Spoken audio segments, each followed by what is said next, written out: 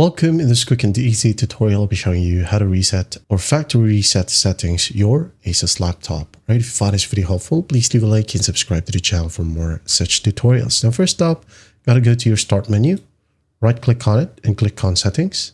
And once done, go ahead over to the left panel and find system. Okay, click on system. And then here we are going to find recovery.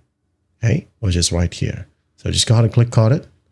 And then once done, go ahead and click on reset this PC or reset PC. Okay, click on this option. Now go ahead and find whichever you want. You go ahead and select keep my files.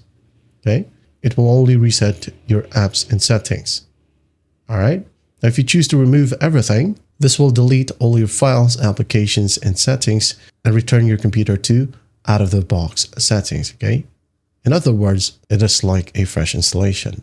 So just go ahead and click on one of these options, for example, this one, and then it will ask you if you'd like a cloud download or local reinstall. Local reinstall, it will refresh everything, okay, depending on which version of Windows you have. Now, if you want a fully updated one, you go ahead and use cloud download right here, as it will download the necessary updates and it will reinstall Windows for you.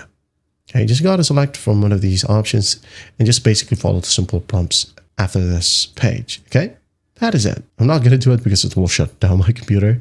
All right, but that's just basically, that is how you reset your factory settings on an Asus laptop. I hope this video helps and I'll see you in the next one.